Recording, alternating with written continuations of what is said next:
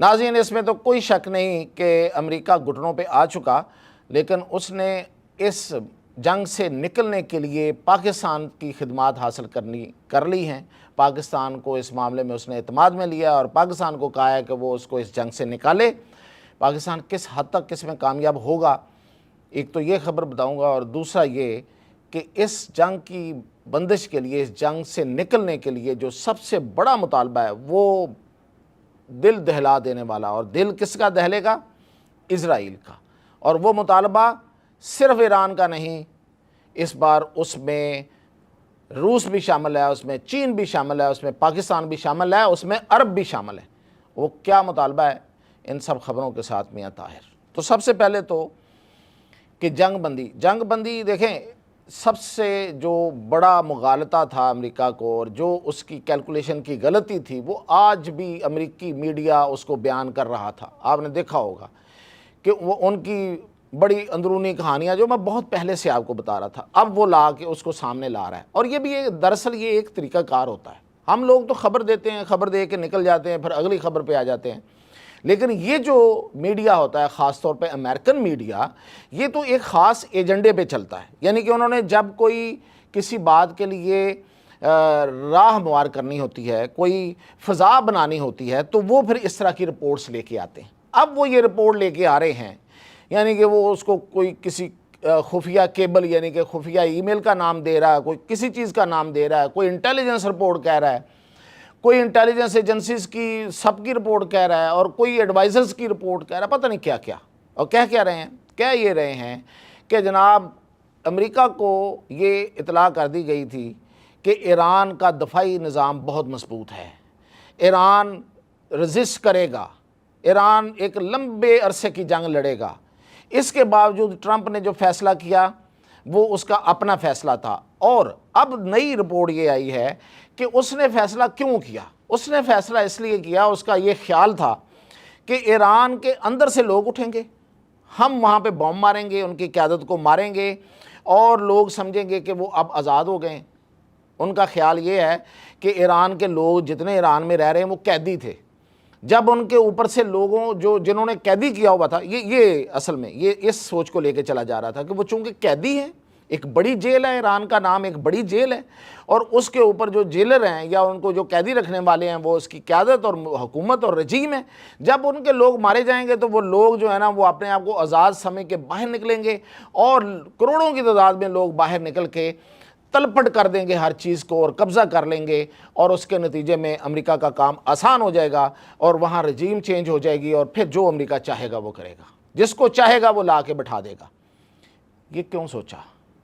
یہ اگر ریکال کرے کوئی یا کوئی سمجھنے والا ہو تو وہ دراصل شاہ ایران کا وقت ان کے ذہن میں تھا کہ شاہ ایران کے اقتدار کا جو اختتام تھا وہ ایک بہت بڑے انقلاب پہ ہوا تھا۔ ان کا خیال یہ تھا کہ اسی طرح کا کوئی ماحول بن جائے گا۔ اب حالات اور وقت کو پوری طرح سمجھے بغیر جب آپ ایک ریپلیکا چلانا شروع چاہتے ہیں، ایک پرانی فلم کو نئے دور میں، اور وہ بھی اس دور میں چلانے کی کوشش کریں گے، تو وہ ظاہر ہے کہ آپ کو منہ کی کھانی پڑے گی، اور وہ منہ کی کھانی پڑی۔ قیادت کو میں پہلے بھی کہتا آ رہا ہوں، آج بھی کہہ رہا ہوں، ایران کے اندر بہت ایک بڑی تعداد ہے جو اس رجیم سے تنگ تھی، آج بھی ہوگی، لیکن جب انہوں نے قیادت کو مارا تو جو لوگ اس قیادت کے ساتھ تھے، جو اس رجیم کے ساتھ تھے، وہ اتنے غصے میں آ گئے، پورا نظام غصے میں آ گیا، پورا نظام جو ہے وہ آگ اگلنے لگا، کہ جو لوگ اس کے مخالف بھی تھے وہ بھی دب گئے۔ اب کسی میں جرت نہیں ہے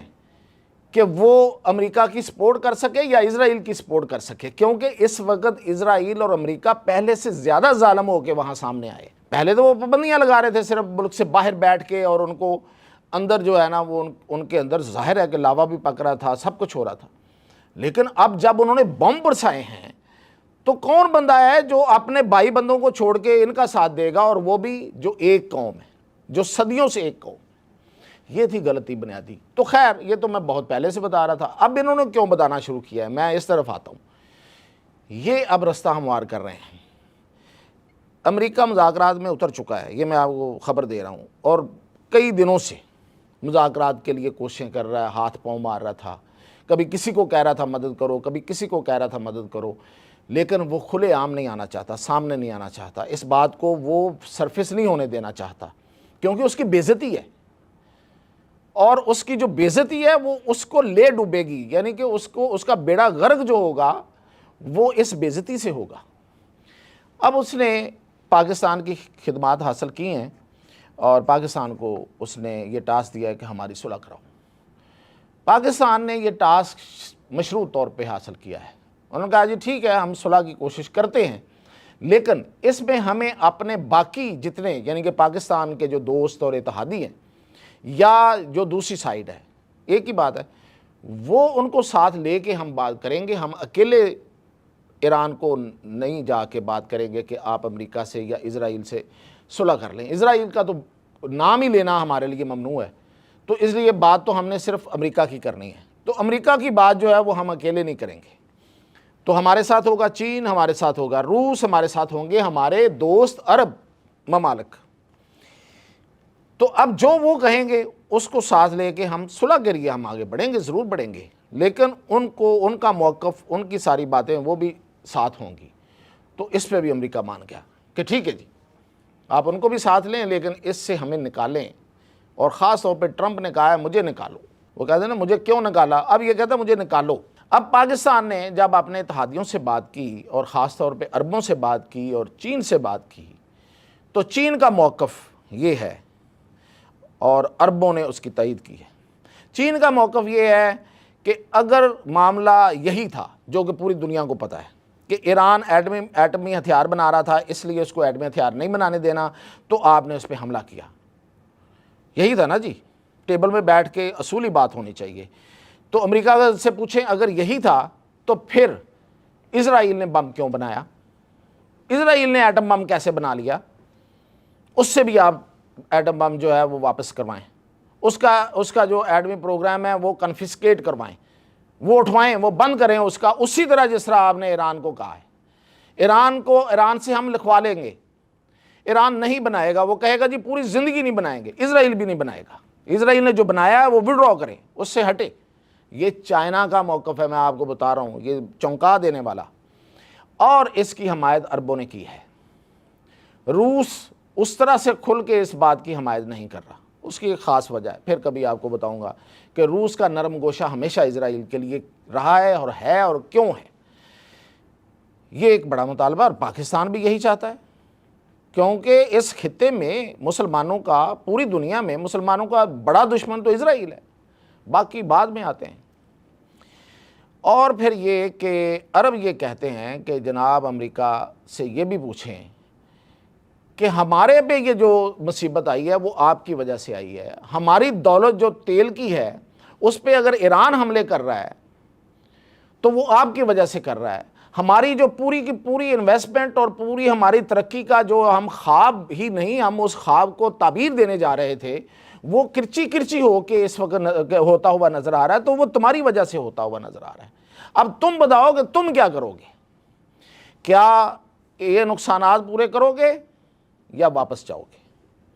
دو پوائنٹس، اسرائیل اپنے وڈرا کرے، اپنے اس ایٹمی پروگرام سے دستبردار ہو، اسے بوم لے لیا جائے، اٹھا لیا جائے، وہ کوئی اور اٹھا کے لے جائے، جس طرح یہ کہتے ہیں نا کہ یورینیم جو ہے وہ کوئی اور اٹھا کے ہم اٹھا کے لے جائیں، روس نے کہا میں لے کے جاتا ہوں، تو اس پہ امریکہ راضی نہیں ہوا، وہ کہتے ہیں جی روس لے جائے اس کا ایٹم بم، لیکن اس کے پاس نہیں ہونا چاہیے۔ اس پورے خطے کو ایٹمی، اگر ایران سے خطرہ ہے تو اسرائیل کے بھی خطرہ ہے، اس پورے خطے کو یعنی کہ مڈل ایسٹ کو ایٹمی ہتھیار سے پاک ہونا چاہیے۔ اور دوسرا یہ کہ امریکہ اس کا جواب دے، اس کا ازالہ کرے اور اس خطے سے نکل جائے۔ بہت بڑے بڑے مطالبے ہیں، لیٹس سی کیا ہوتا ہے۔ میں نے خبر آپ کو دے دی، اجازت دیجیے۔